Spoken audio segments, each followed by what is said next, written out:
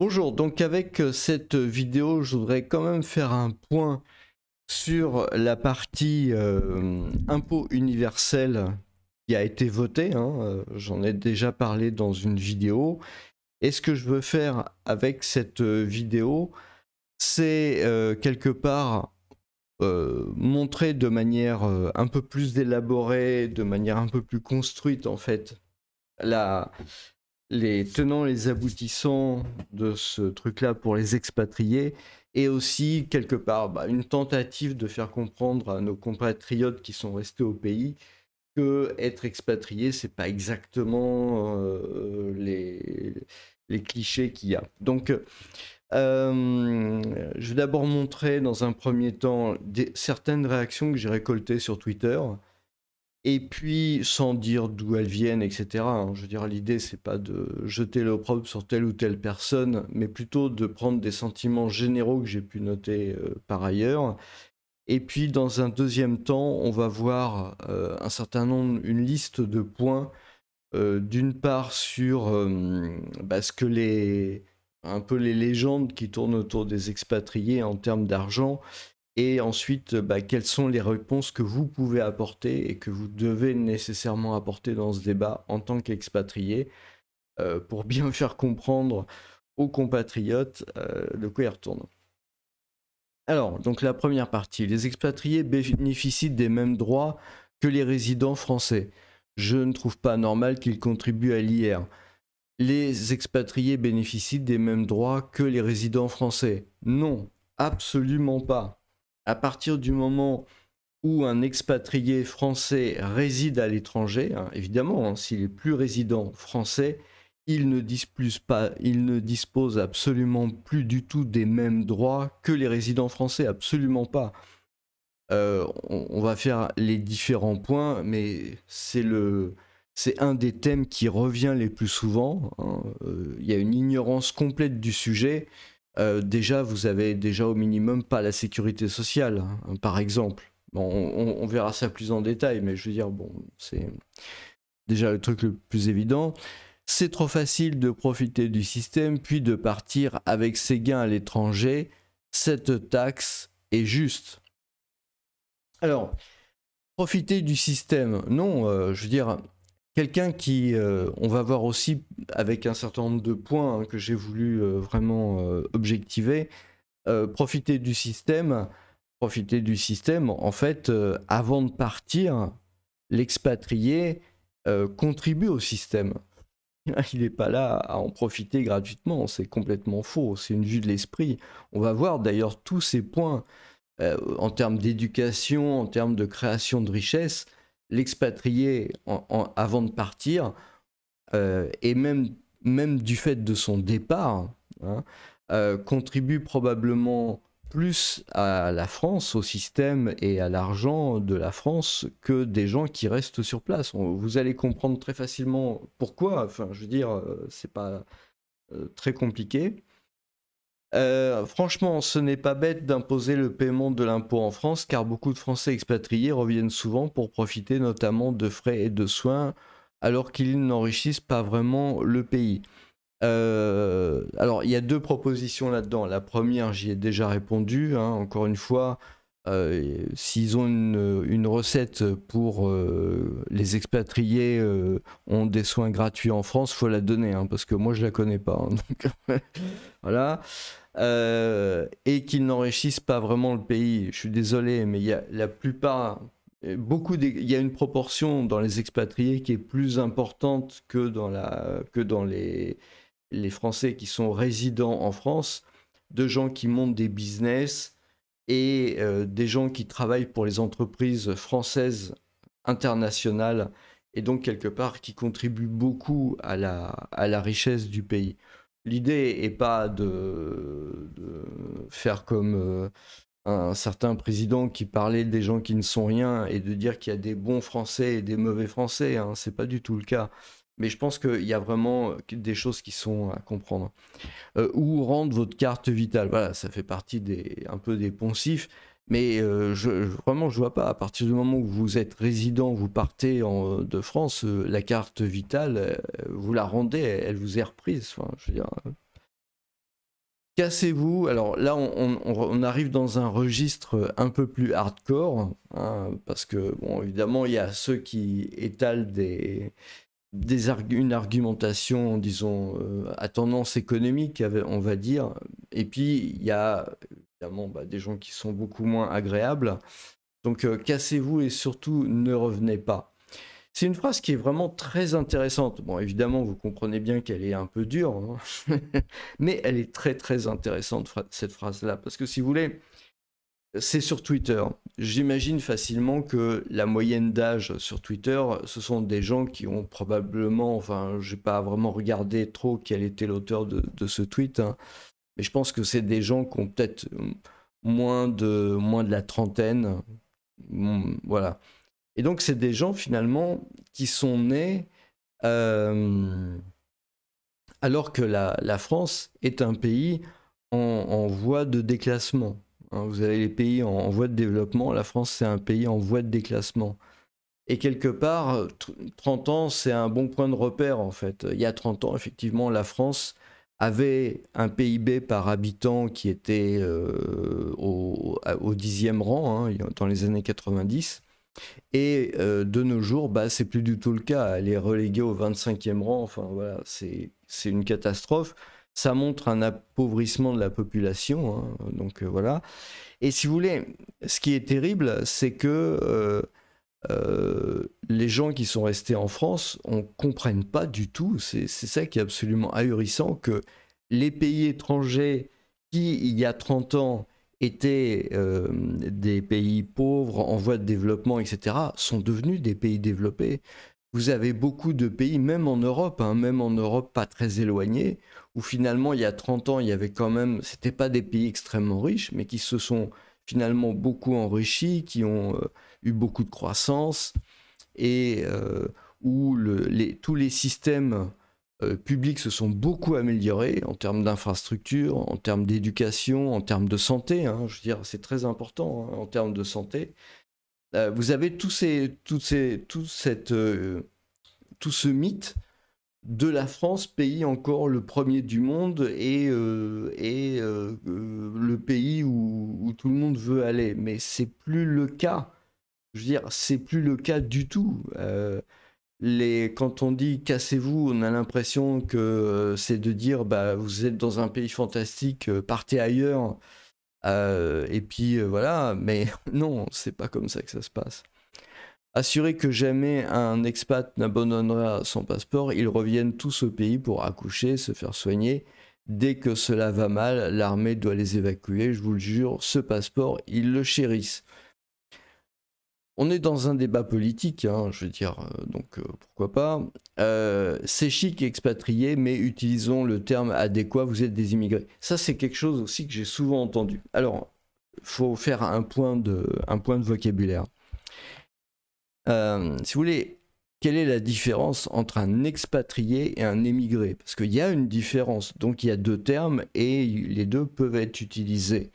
À l'heure actuelle, beaucoup de Français qui partent à l'étranger ont envie de revenir au pays dans les années qui suivent. Hein, je veux dire, bon, c'est vrai qu'il y en a qui pensent de plus en plus à ne pas revenir. C'est ce que je peux noter à travers la chaîne YouTube, etc. Mais si vous voulez, un expatrié, c'est quelqu'un qui va temporairement partir à l'étranger pendant quelques années, devenir résident à l'étranger, donc il n'est plus résident français, mais quelque part, son projet de vie, je veux dire, le passage à l'étranger n'est qu'un passage. C'est ça un expatrié. Ça vient des contrats que les entreprises signaient avec les expatriés, justement pour les envoyer à l'étranger. C'est ça, en fait, l'origine du terme expatrié. Et donc, ça a cette signification, c'est-à-dire que ce sont des Français qui vont temporairement à l'étranger pendant quelques années, éventuellement ça peut être 10 ans, même 20 ans, hein, mais qui ont comme objectif de vie de revenir en France. Voilà. Donc ça, c'est effectivement expatrié. Mais il y a de plus en plus de Français qui partent et qui sont au départ des expatriés et puis qui deviennent des émigrés. hein. Des émigrés, ça veut dire des gens qui finissent par avoir comme projet de ne plus revenir, de ne plus jamais revenir en France. Pourquoi? Parce que ça a été rendu possible par l'augmentation du niveau de vie dans les pays d'expatriation, hein. Quand vous allez dans un pays d'expatriation, il y a aussi l'aspect, peut-être c'est pas aussi riche qu'en France, peut-être la santé est pas aussi bien, l'éducation, etc. Il y a cet aspect-là. Donc vous vous dites, bon, j'envisage pas de terminer ma vie là, ça va vraiment devenir compliqué. Par contre, c'est plus le cas 30 ans après. 30 ans après, vous avez beaucoup de pays qui se sont enrichis, qui ont émergé. Alors évidemment, pas tous les pays de la planète. Et puis, vous n'avez pas seulement les pays, si vous voulez, parce que parler de pays, c'est une chose. Vous avez aussi des zones. C'est-à-dire, par exemple, vous avez des villes. L'exemple typique, c'est la Chine. Je veux dire, l'exemple typique, vous avez la Chine. C'était extrêmement pauvre il y a 30 ans. Mais si vous allez en 2025 à Pékin, Shanghai, Canton, c'est l'équivalent des métropoles occidentales, hein, vraiment l'équivalent des métropoles occidentales à tous les points de vue. Donc peut-être les gens vont pas s'expatrier et émigrer en Chine, mais par contre, éventuellement, ils peuvent envisager d'être émigrés sur la côte, voilà, Canton, Shanghai, Pékin. Je veux dire, c'est pas un projet fou.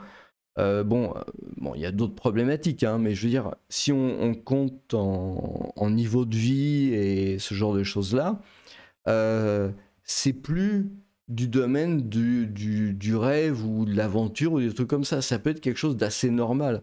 Il y a pas mal de Français, par exemple, qui sont immigrés quelque part en Thaïlande parce qu'ils ont voulu aller sur place, passer leur retraite, leurs vieux jours, etc. Donc à ce moment-là, effectivement, ils peuvent être... on peut dire que ce sont des immigrés. Et évidemment, ils sont là-bas des immigrés, hein, ça, c'est tout à fait évident. Donc voilà, je tenais à faire ce point. C'est vrai que le terme est différent. Ne tentez pas les expatriés, genre vous pensez qu'on en a quelque chose... Ah, ok, j'avais pas vu ça. Et qu'on sera triste si vous rendez les passeports. C'est un sujet, c'est une réflexion qui est extrêmement intéressante, mais elle parle quelque part, c'est un échange de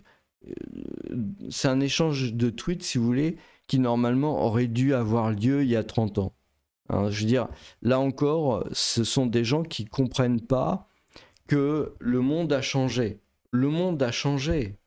Les combats d'arrière-garde qui se mènent à l'heure actuelle au Parlement, à l'Assemblée nationale, ce sont des combats d'arrière-garde qui s'adressent à des électeurs, en fait. Je veux dire, c'est un théâtre pour électeurs qui ne se rendent pas compte qu'en 30 ans, le monde a changé. La France a vraiment... c'est vraiment déprécié par rapport au reste du monde. Je veux dire, encore une fois, le PIB par habitant dit tout de la catastrophe. Vous pouvez regarder la balance commerciale, l'exportation. Elle dit quoi, cette balance commerciale? Elle dit que la France importe beaucoup plus qu'elle n'exporte. Et ça a commencé il y a 25 ans à peu près, hein, dans les années 2000. Mais ça dit quoi en fait du problème? Tout simplement qu'il y a un déclassement de la marque France dans le monde. C'est aussi simple que ça. Et donc, si vous voulez, le truc, c'est que ça s'est déjà produit. En fait, vous croyez qu'on sera triste. Le problème, c'est pas tellement d'être triste si vous rendez les passeports. Le problème, c'est surtout quel est l'impact sur l'économie française. Et moi, je suis intimement persuadé, c'est un avis qui m'est vraiment très personnel, hein, mais je suis persuadé qu'on en voit déjà l'impact. Pourquoi je vais vous l'expliquer tout de suite. J'ai été expatrié, donc ça fait très longtemps, en Chine. J'ai eu l'occasion avec un associé français de créer une entreprise, donc de créer de l'emploi, donc de créer de la richesse sur place. J'y avais pas été pour ça, j'y avais pas été pour fuir la France, au contraire plutôt pour découvrir l'Asie, qui est une zone que j'aime beaucoup. Mais j'ai vu ce qui se passe. Qu'est-ce qui se passe?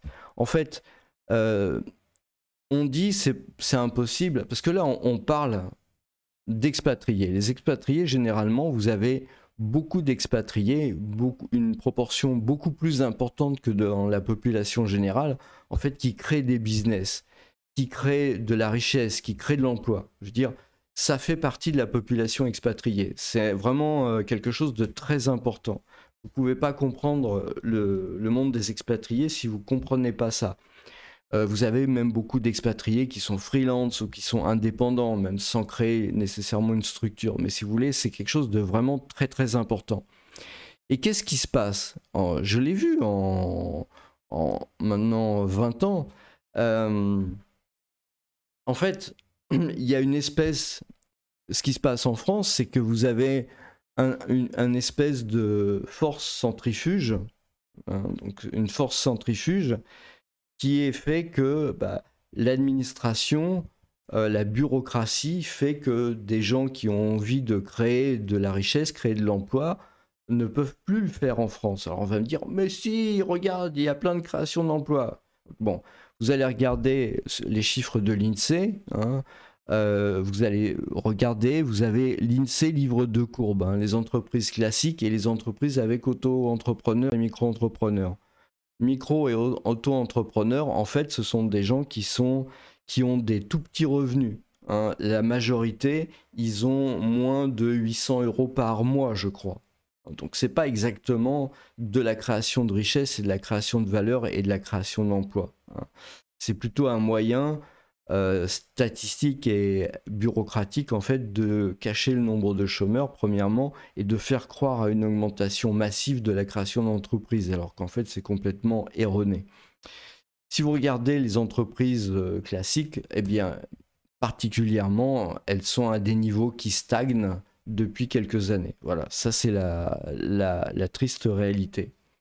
Mais parallèlement, vous avez beaucoup d'expatriés qui partent, hein, et qui créent du business à l'étranger. Il y a des calculs qui ont été faits sur ce que coûtait en fait le départ des expatriés, hein.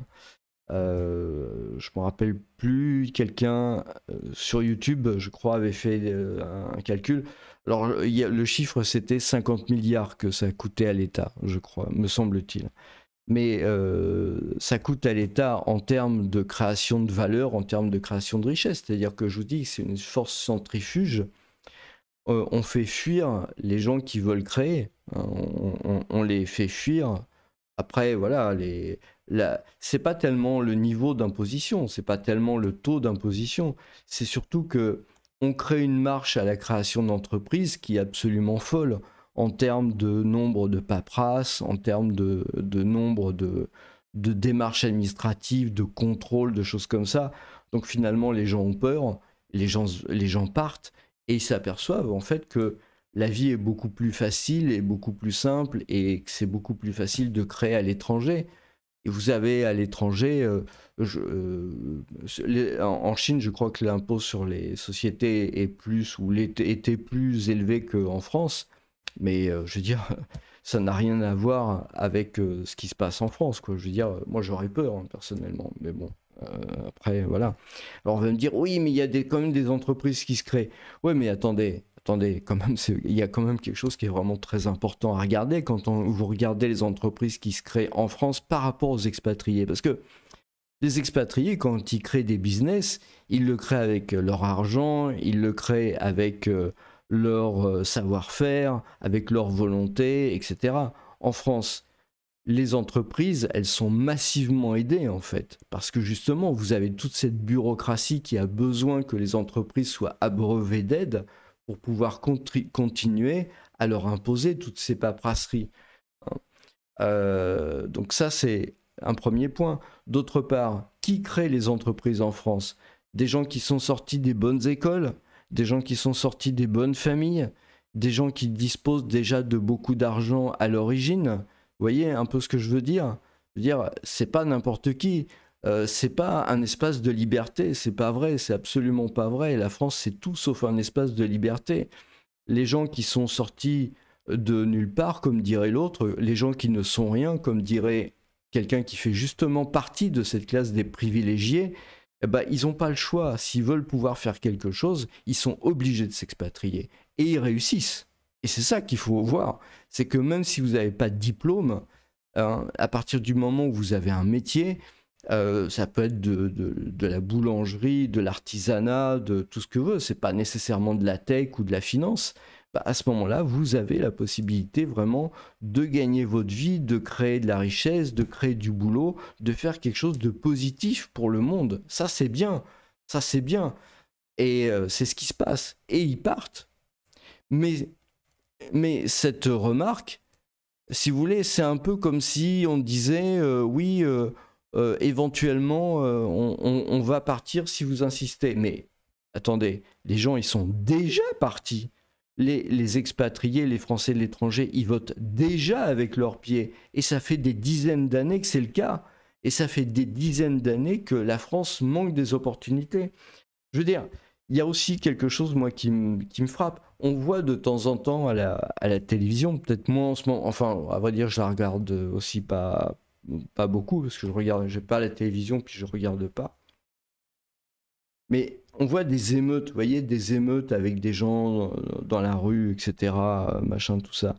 Mais moi, je me dis que ces gens-là, qu'est-ce qui leur manque, en fait? C'est de ne pas être encadrés.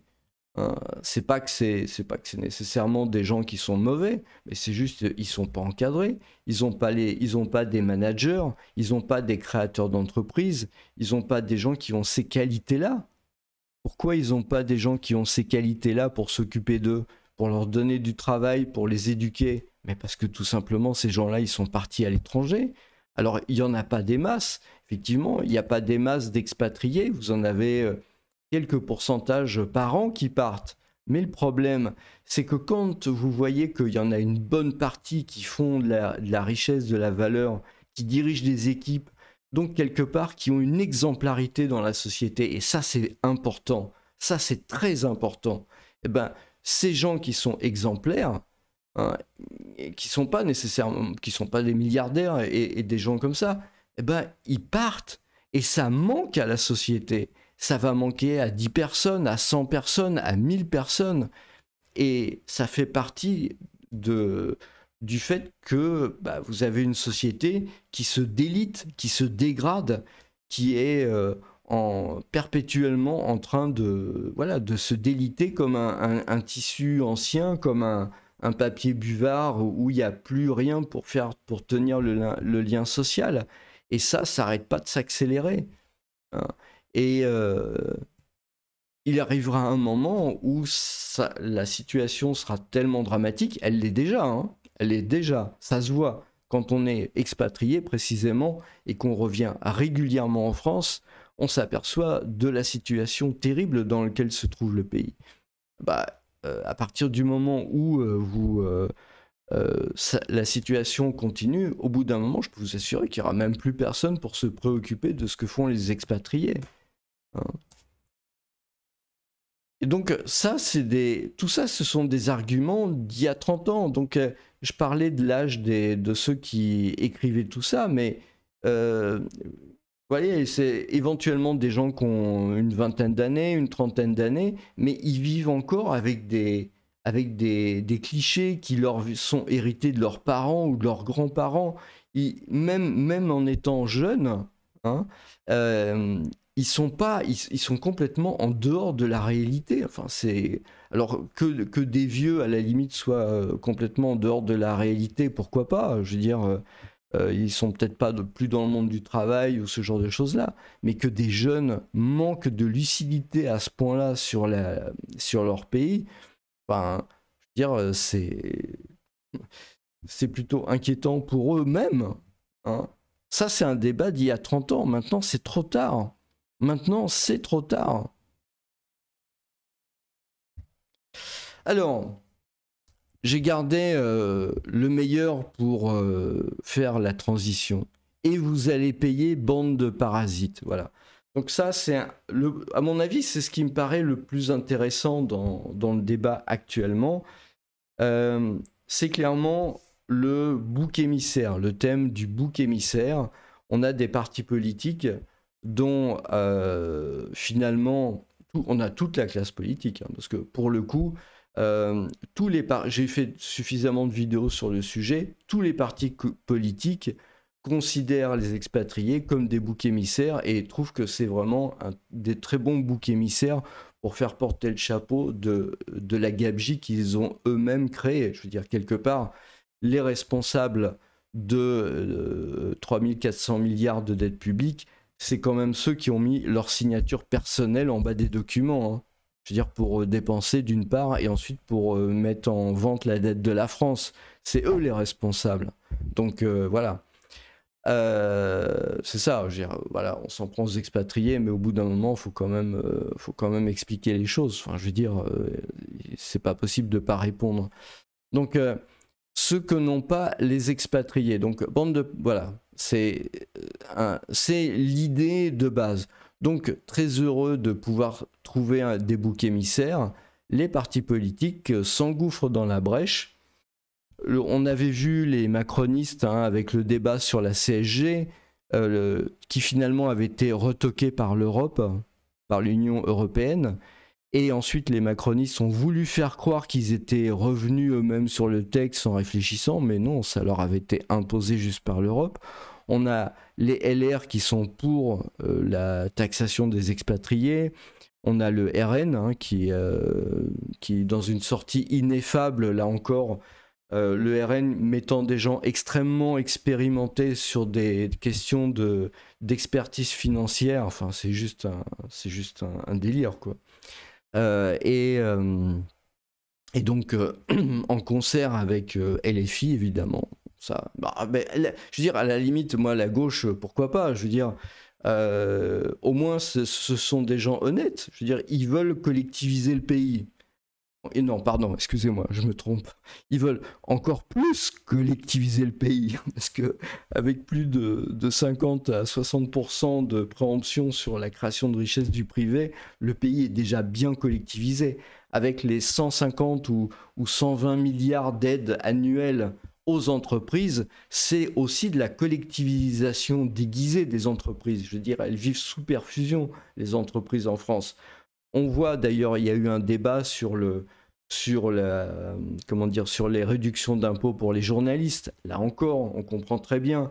Les médias sont massivement subventionnés par l'État. Les journalistes ont des réductions d'impôts qui sont absolument injustifiables au regard des principes d'égalité. Mais bon, voilà, ça fait partie du système, ça fait partie du fonctionnement du truc. Donc, voilà.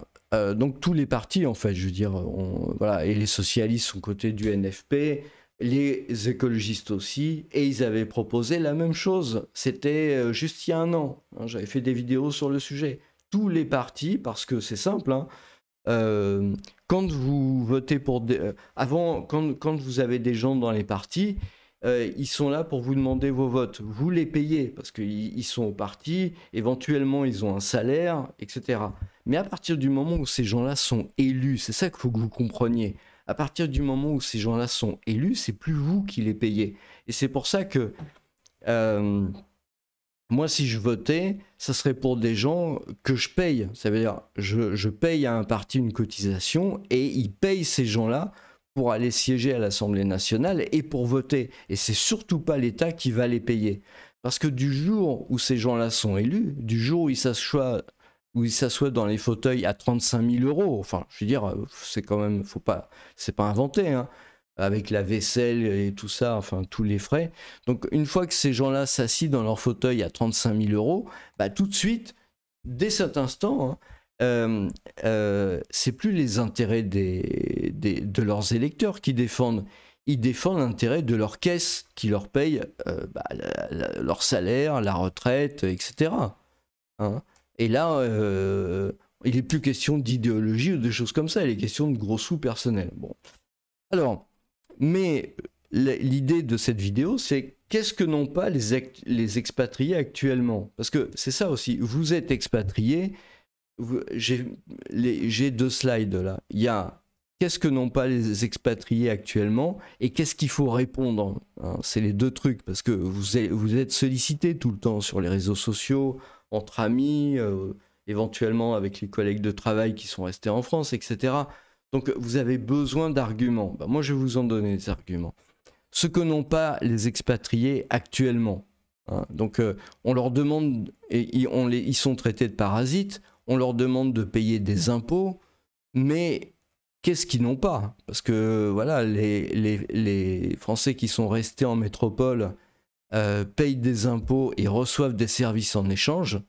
Mais qu'est-ce que n'ont pas les expatriés? Bah, ils n'ont pas la sécurité sociale. Je suis désolé. Quand vous êtes expatrié, vous n'avez pas de carte vitale. Vous êtes obligé, si vous voulez être soigné en France, de vous payer une assurance sociale. Ça s'appelle la Caisse des Français de l'étranger, hein.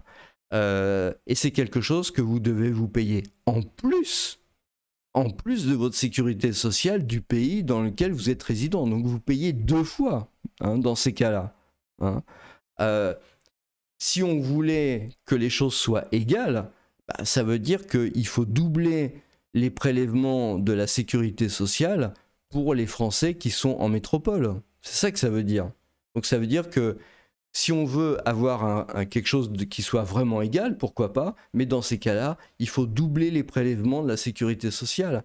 À ce moment-là, la différence entre le brut et le net des Français qui restent au pays, vous allez pleurer, hein. La retraite, c'est pareil. La retraite, c'est exactement pareil. Si vous voulez une retraite, vous êtes obligé de cotiser en plus du système local. Parce que sinon, vous n'avez rien. Et en plus, j'avais vu une vidéo sur une chaîne YouTube qui expliquait de manière un peu plus détaillée que la retraite, en fait, les systèmes marchaient très très mal et qu'il n'y avait pas de... C'était difficile quand vous êtes français expatrié quelque part, en fait, de récupérer l'argent que vous payez au pays d'expatriation sous forme de retraite plus tard. Donc voilà le deuxième point.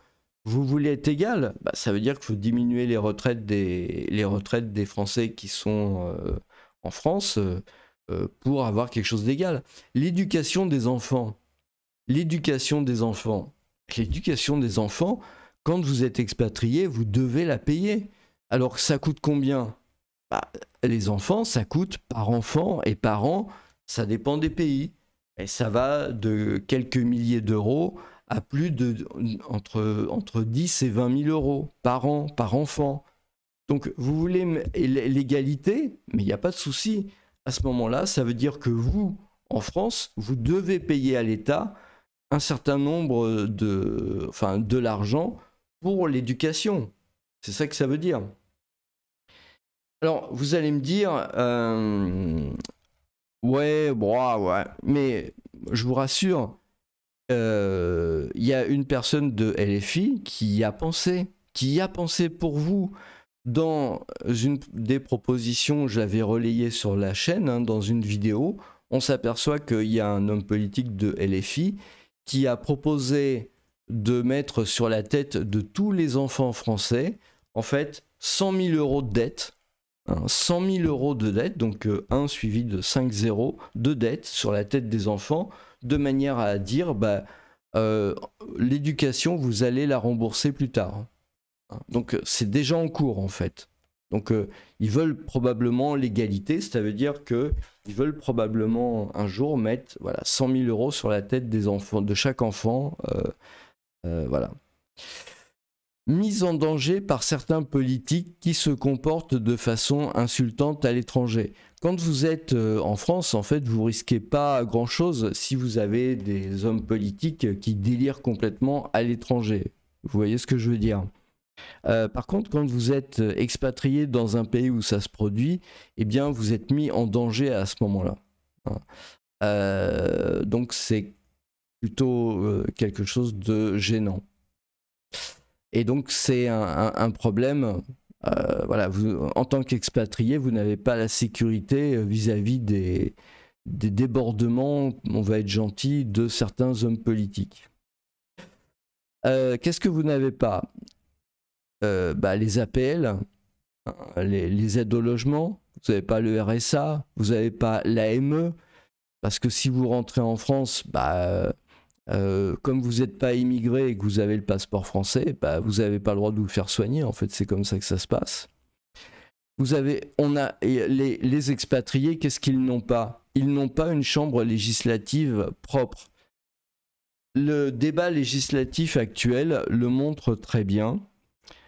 Les soi-disant représentants des Français de l'étranger élus sont noyés dans la masse de leur parti, qui en a carrément rien à faire des expatriés. Donc, ils mangent les petits fours et ils boivent le mousseux dans les cocktails. Mais la vérité, c'est que franchement, ils servent à rien. Parce que il y a une telle différence, en fait, entre... Vous comprenez déjà ça, hein, il y a une telle différence entre les Français qui résident en métropole et les Français de l'étranger que ce qui serait honnête, hein, ce qui serait la moindre des choses, c'est qu'il y ait en fait une chambre législative qui soit propre aux Français de l'étranger, qu'au moins il soit régi par voilà, quelque chose qui leur est propre, pas un truc désigné par l'État, parce que les organismes désignés par l'État, les trucs où on case les amis, les trucs comme ça, non. Je veux dire, voilà, avec des députés, c'est simple, hein, des députés qui constituent une chambre législative, comme la Corse, comme la Nouvelle-Calédonie ou ce genre d'endroit-là. Je veux dire, les besoins et les contraintes des expatriés n'ont rien à voir avec ce qui se passe pour les résidents français. Donc, c'est absolument délirant que toutes les mesures sur les expatriés soient prises par des gens qui, pour la plupart, ont jamais été en expatriation, ne comprennent pas le début du commencement du problème, hein, et sont facilement, on va dire, pour être gentil, influençables à la recherche de boucs émissaires par une population qui va être de plus en plus pauvre et de plus en plus,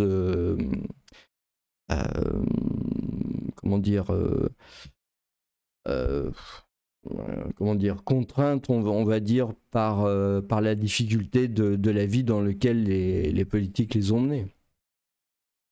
Les divers services de l'État, donc il y a tout un tas de services auxquels je ne pense pas, hein, voilà, qui sont disponibles pour les résidents français et qui ne le sont pas pour les expatriés.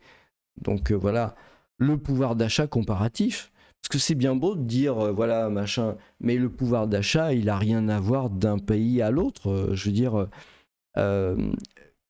quand vous imposez un pays, quand vous mettez des taxes dans un pays, tout va bien. Enfin, je veux dire, les résidents en France, ils vivent tous à peu près dans une zone où le pouvoir d'achat est à peu près comparable. On va dire peut-être à 10 ou 20% près. Hein. Ok, il y a des différences entre la ville, la campagne, etc. Mais bon, voilà, ça reste quand même dans les mêmes ordres de grandeur. Par contre, quand vous êtes répartis sur toute la planète, vous avez des endroits qui sont très pauvres et puis des endroits qui sont très riches. Donc, et puis ça peut jouer sur... vous avez la santé qui peut être très riche, très, très chère dans un coin, beaucoup moins chère dans l'autre. Voilà, donc en fait, ça n'a rien à voir. Toutes les conditions de vie, en fait, n'ont rien à voir. Donc, avoir, par exemple, penser à porter un taux d'imposition de manière globale, c'est juste un truc de fou. Enfin, c'est un truc de fou, ça veut dire c'est des gens, ils commencent même pas à réfléchir au début de la question, quoi. Donc voilà, déjà, je pense avoir fait déjà pas mal sur le sujet, hein. Donc n'hésitez pas à compléter dans les commentaires, ça pourra servir à tout le monde, je pense que c'est ça. Alors, hein, c'est toujours et vous allez payer bande de parasites, donc c'est toujours dans les discussions que vous avez avec vos gentils compatriotes qui sont restés en France. hein. Si vous le disent pas, malheureusement, on va dire qu'il y en a quand même un certain nombre qui le pensent, très fort. Donc, l'idée générale aussi, quelque part, quand on dit parasite, parce qu'évidemment, le parasite, c'est pas quand vous êtes expatrié, mais c'est que vous avez été parasite avant, en fait. C'est ça l'idée, vous voyez, en fait, pour ces gens-là, donc pour la plupart des gens, hein, n'oubliez pas le principe du bouc émissaire, l'expatrié, c'est un voleur. Voilà, c'est un voleur. Parce qu'en fait, qu'est-ce qui se passe? Il y avait de la richesse, il l'a pris, il est parti. Et il rend rien à la société. Donc ça s'appelle un voleur, je veux dire. On peut mettre tout le truc, c'est, voilà, le voleur. Donc, pour rendre pièce à ce genre d'argument, je vois qu'il y a beaucoup de gens qui ont du mal. Alors, j'ai aussi beaucoup réfléchi à ça, parce que avec tout le temps que j'ai passé à faire des vidéos sur le sujet, quand même, je suis pas un spécialiste en fiscalité. Vous vous rendez bien compte, d'ailleurs, dans tout ce que je fais, j'ai pas de conseils à donner sur le sujet, et bon, je fais pas de commentaires, en fait, sur le fonctionnement, etc. Mais, donc, ceux qui ont déjà payé les expatriés actuels, parce que ça, c'est important, parce que finalement, les gens disent parasites, bouc émissaire, voleurs, etc. Mais, quelque part, est-ce que ce qu'on leur reproche, c'est justifié? C'est la question que je me suis posée. Est-ce que c'est vraiment justifié? Dans ces cas-là, qu'est-ce qu'il faut faire? Il faut prendre un expatrié, il n'est pas né expatrié, il n'est pas né avec un hocher dans la bouche, marqué hocher pour les expatriés. Il n'y a pas une fée qui s'est penchée sur son berceau en disant voilà, tu seras expatrié et tatoué sur le front, futur expatrié. C'est pas du tout comme ça que ça se passe. Alors, la sécurité sociale, déjà pour commencer. La sécurité sociale, on va dire par définition, l'expatrié l'a payé pour les autres. En fait, quand on réfléchit bien, la sécurité sociale devrait rembourser ce que l'expatrié a versé au moment où il décide de partir de France. Pourquoi ? Parce que la sécurité sociale, c'est une assurance. Ça, vous versez une cotisation, vous versez de l'argent, cet argent est utilisé par la sécurité sociale pour soigner, mais éventuellement aussi placé pour épargner de l'argent pour pouvoir soigner vous ou d'autres personnes quand vous allez tomber malade. D'accord ? Mais généralement, le principe des expatriés, hein, c'est le déroulement de la vie, généralement, c'est quelqu'un qui va partir à l'âge adulte, mais plutôt à l'âge adulte jeune, ça veut dire expatrié entre, disons, 20, 25, et puis généralement jusqu'à la quarantaine, quoi, en gros. Hein. Je veux dire, voilà, pour les plus gros contingents d'actifs qui vont à l'étranger. Donc, ça veut dire quoi? Ça veut dire qu'ils partent, hein, sans pouvoir profiter de la sécurité sociale à un moment où les gens sont le moins malades de leur vie. Donc ça veut dire, en fait, finalement, quand ils étaient en France, quand ils ont payé, parce qu'ils ont payé la sécurité sociale, hein, je veux dire, à ce moment-là, quand on leur a ponctionné la sécurité sociale sur leur feuille de salaire ou sur l'entreprise, et ça on va en reparler après, ou sur l'entreprise pour laquelle ils travaillent, et sur l'entreprise, pardon, pour laquelle ils travaillent, eh ben, cet argent-là, il va servir en fait aux autres. Aux autres. Puisque eux, ils payent, ils partent au moment où finalement ils seront pas malades, et ils ont travaillé au moment où ils sont en bonne santé, etc. Donc en fait, ils profitent pas, si j'ose dire. Ils ont moins besoin de la sécurité sociale quelque part au moment où ils payent. Donc ça veut dire que en fait, c'est les autres qui profitent de la sécurité sociale que eux ils vont payer.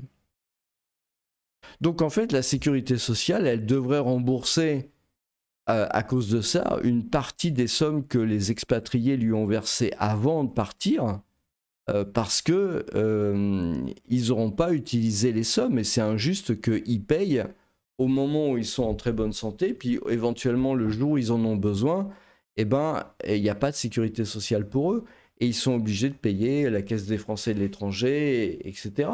Voilà. La retraite, bah, c'est exactement le même principe. La retraite, c'est pareil. Je vous rappelle, la retraite, hein, c'est pour les gens du privé, parce qu'évidemment, pour les gens du public, ce qui creuse d'ailleurs le hors-bilan, hein, le fameux hors-bilan, 2500 milliards d'euros de la dette hors bilan, cette partie-là, c'est de la retraite des fonctionnaires. La retraite des fonctionnaires, elle est comptée 6 mois. 6 mois avant leur départ en retraite. Mais pour le privé, c'est 25 ans. Imaginez un peu le calcul de délire. On parle d'égalité en France, mais c'est pas un pays d'égalité, c'est un pays de privilèges. La Révolution n'a pas aboli les privilèges ont juste changé de main, c'est tout. Donc la retraite, quand vous êtes jeune, les années, vous ne les faites pas en France, et après, quand vous revenez, voilà. Donc en fait, ce que vous avez payé en retraite quand vous étiez jeune, vous les avez payés pour les autres. Donc pareil, la retraite, en fait, elle devrait être reversée. Ce qui a été versé par les expatriés avant de partir devrait leur être versé. Parce qu'en fait, ça et ça, c'est du vol. C'est du vol, puisque on demande à des gens de payer, alors que finalement, ils ne vont pas en avoir besoin. Ensuite, vous avez l'éducation des enfants. L'éducation des enfants. Ça, on le voit moins peut-être dans les commentaires parce que j'ai l'impression que les Français de métropole ont probablement plus compris ce qui se passait. Mais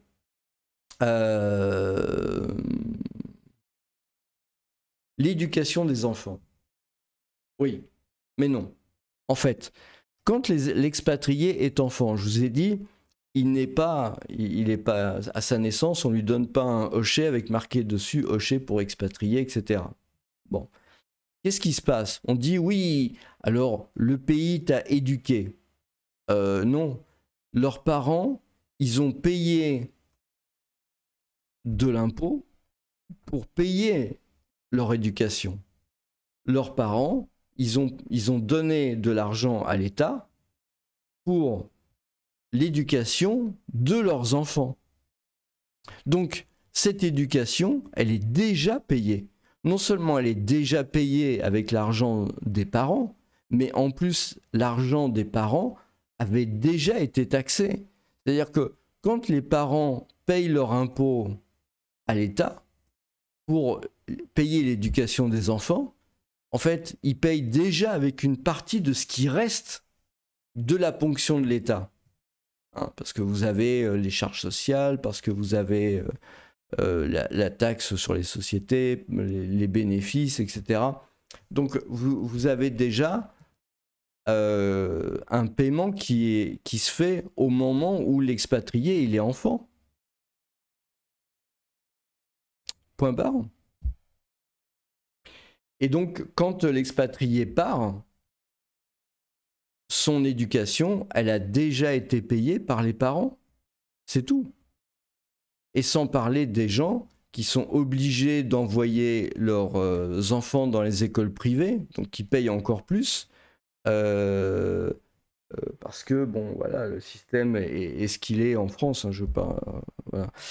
Donc, si vous voulez, et ces gens-là ont encore moins de raisons d'être ponctionnés sur quelque chose qui a déjà été payé. Hein. L'éducation, c'est pas à payer 2 fois ni 10 fois supplémentaires. C'est une fois. Hein. J'ai jamais vu nulle part où vous donniez une baguette de pain à quelqu'un et vous lui demandez de payer 2 fois le prix de la baguette. Ça n'existe pas. Ça, c'est juste en rêve, quoi. Et là, c'est ce qu'on demande. Voilà. Donc, faut pas reprocher à un expatrié d'avoir été éduqué en France et de partir comme un voleur. Non, il a déjà payé son éducation. Ses parents ont déjà payé l'éducation. Et quand l'expatrié est à l'étranger et doit éduquer ses enfants, il doit payer ça chaque année. Ça coûte des milliers, voire des dizaines de milliers d'euros, et c'est très cher. Et voilà, et ça demande un budget monstrueux. C'est comme ça. L'APL, le RSA, l'AME, tout ça, il l'a payé pour les autres quand il travaillait, avant de partir. Mais il en profitera pas. Parce que si jamais il doit revenir en France, bah, il n'a pas le droit à tout ça. Les infrastructures, oui, vous avez profité des infrastructures françaises, les transports, les télécoms, l'eau, l'air, le gaz, l'électricité. Alors, ouais, mais en fait, non. Mais en fait, non. Pourquoi? Parce que l'expatrié, avant de partir, encore une fois, il n'y a pas marqué expatrié sur son front, il a payé toute l'utilisation des infrastructures par des tickets. Alors maintenant, ils font la chasse aux tickets, mais jusqu'à une certaine époque, en fait, on achetait des tickets pour les transports, par exemple, les abonnements pour les télécoms. Il a payé les frais pour l'eau. Il paye très cher maintenant pour l'électricité. Donc tout ce qui est infrastructure dans le pays, en fait, quand il l'a utilisé, non seulement il a payé, mais ce paiement des infrastructures, il a payé aussi par ses impôts. Hein, et puis, il a payé finalement, parce que quand vous payez pour l'utilisation, mais vous payez aussi pour la maintenance, pour l'investissement. Donc, il a aussi quelque part payé pour l'investissement dans ces infrastructures qu'il n'utilisera pas. Hein. Donc, il l'a largement payé quand il l'utilisait. Et pour ce qui est des investissements, eh bien, il n'en aura pas les bénéfices. Donc, pourquoi, là encore, il devrait payer une fois supplémentaire? Donc, au contraire, c'est plutôt l'État qui lui doit de l'argent. La création de richesse. La création de richesse, en gros, on reproche aussi à l'expatrié, oui, tu t'es enrichi en France. Le parasite, le voleur, le bouc émissaire dont se servent les collectivistes. Hein, je veux dire, quelque part, là, je vais pas encore, je vais pas pour l'instant faire des rapprochements historiques, mais à un moment, ça commence à devenir un peu caricatural quand même. Enfin, je sais pas, il y a peut-être des gens qui devraient expliquer dans les partis politiques un peu l'histoire à certains. Ça leur évitera de commettre des erreurs. Donc, la création de richesse à utiliser les transports. Bah oui, parce que, je sais pas, éventuellement l'expatrié qui a créé un business en France, le gars qui a créé un business en France, quoi. Je veux dire, c'est, je sais pas, c'est un croisement entre Jeanne d'Arc et je sais pas, Vercingétorix, quoi. Enfin, je veux dire, c'est vraiment le gars, il en veut, quoi. Bon, enfin, bon, bref, il a créé un business en France et donc il a utilisé les transports, pareil, hein, les infrastructures, tout ça. Il a utilisé des employés français qui ont été éduqués en France. Éventuellement, s'il avait un élevage, il a utilisé des poules françaises qui ont pondu des œufs français.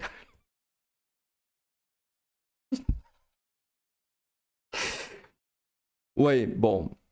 Genre, on a vraiment l'impression que tout ça, ça arrive gratuitement, quoi. C'est ça qui est fou, quoi. Je veux dire, ces gens-là, ils ont pas de notion du travail, quoi. C'est ça qui est hallucinant, en fait, dans l'histoire. Le plus hallucinant dans l'histoire, c'est que ces gens-là n'ont pas la notion de ce que c'est que de travailler. Je veux dire, ils réclament de l'argent, mais ils savent pas comment ça se gagne. Ils ont jamais travaillé à la sueur de leur front, là. Ils savent vraiment pas ce que c'est que ça. Donc, oui, seulement, ce qu'on oublie, c'est que la création de richesse, en fait, à travers la création d'un business, hein, vous avez toute la partie prise de risque. Alors évidemment, comme ils n'ont jamais monté un business, ils ne comprennent pas ce que c'est.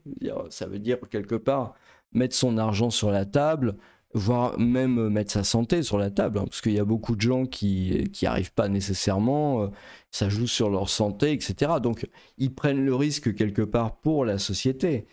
Donc ça, c'est un premier point. D'autres, ils payent les impôts sur les sociétés. Enfin, je veux dire, l'argent, la création de richesse, elle n'a pas été volée. Il y a des lois, il y a des impôts. Les impôts sont payés. Surtout quand l'entreprise est jeune. Enfin, je veux dire, voilà. Il y a la TVA qui fait marcher tout le personnel de l'État. Il y a les salaires. Je veux dire, les salaires qui sont payés aux salariés, eh ben, il y en a la moitié qui part à l'État déjà, hein, donc, et qui paye tout ça. Et qui paye tout ça. Donc l'expatrié, en fait, le créateur d'entreprise, hein, le gars qui est créateur d'entreprise, qui fuit à l'étranger, en fait, il a déjà payé tout ça. Il a déjà payé la sécurité sociale pour les employés, il leur a payé finalement la retraite, il leur a payé l'éducation des enfants parce que ça leur permet les impôts, il leur a payé l'APL, RSA et RME, il a payé l'utilisation des infrastructures, il a payé le financement de l'État à travers l'impôt sur les sociétés, sur les bénéfices, sur toutes les taxes, les amendes, les impôts, tout le fardeau à fatras administratif, la TVA, les salaires, voilà, ça j'en ai parlé, la sécurité sociale. Donc la création de richesse, en fait, elle est très largement remboursée le jour où l'expatrié part à l'étranger. En plus, maintenant, il y a des exit tax, etc., au cas où finalement l'expatrié profiterait de ce qu'il a créé plus tard, ce qu'il a sournoisement caché. C'est juste un truc de fou. Bon, les gens se laissent faire, hein, c'est comme ça. Hein, voilà. Donc voilà, en fait, les arguments sur ces sujets-là. Bon, n'hésitez pas à compléter dans les commentaires. Je veux dire, ça sert à rien d'être insultant en retour. Je veux dire, ça sert vraiment à rien. Je pense que de toute façon, vous le savez très bien si vous êtes expatrié, hein, vous avez de longue date. C'est vrai que peut-être pour les gens qui sont expatriés depuis peu de temps, ça peut leur paraître un peu bizarre, mais si vous voulez, les gens qui vivent en France sont incapables de se mettre à votre place. Ils ne savent pas ce que vous vivez, ils n'ont pas la notion. Je veux dire, ils ont été passés, je sais pas, une semaine voir les pyramides, une semaine voir le Machu Picchu ou je sais pas, la Statue de la Liberté ou voilà, ou même n'ont pas été en vacances, n'ont pas été à l'étranger, etc. Donc il ne faut pas demander aux Français restés en France de vous comprendre, c'est impossible, c'est pas possible. Je veux dire, éventuellement ils peuvent vous faire confiance, mais ils peuvent pas vous comprendre. Donc voilà, faut pas répondre de cette manière-là. Ce qu'il faut, c'est aligner ou affiner, hein, affiner cet argumentaire, moi qui me paraît vraiment, enfin, tout à fait justifié et tout à fait, comment dire, équilibré, hein, équilibré. Je veux dire, les expatriés profitent absolument pas du tout de tout ce qu'on leur reproche au final. Et si vous voulez, il ne faut pas répondre de manière générale. Parce que si vous répondez de manière générale, vous ne pouvez pas répondre à des insultes ou ce genre de choses-là qui sont quelque part des insultes, hein, qui sont fuelées, c'est quoi le terme en français déjà, qui sont exacerbées par les politiques pour leurs besoins. Je veux dire, de toute façon, ils ont besoin de boucs émissaires. Un jour c'est les expatriés, un autre jour ça sera les immigrés, un autre jour ça sera voilà, ça sera comme ça. Je veux dire, il n'y a pas de voilà, c'est humain, c'est la politique, ça a toujours existé. Malheureusement, on peut pas demander aux politiciens français d'être meilleurs que les autres. Voilà, c'est comme ça.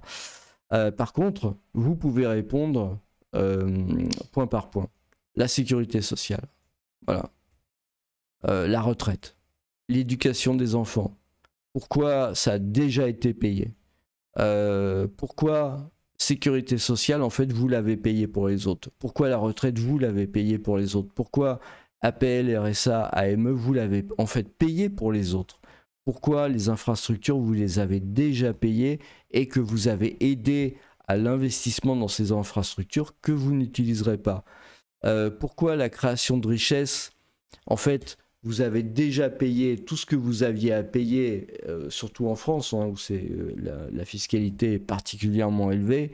Donc pourquoi vous avez particulièrement payé pour ça et pourquoi vous avez... voilà. Donc voilà, j'espère que cette vidéo vous aidera. Et c'est pas une vidéo, disons... elle vous aidera, mais en fait, elle nous aidera. Elle nous aidera, elle aidera les expatriés à expliquer quelque part. Alors, vous pouvez peut-être trouver des arguments un peu plus factuels que ce que je viens d'aligner là, mais moi je pense que ça manque beaucoup dans le débat, en fait, cette façon de voir les choses. Donc j'espère que vous pourrez vous en saisir et l'utiliser comme bon vous semble. Voilà. Je vous remercie et je vous souhaite une très bonne journée.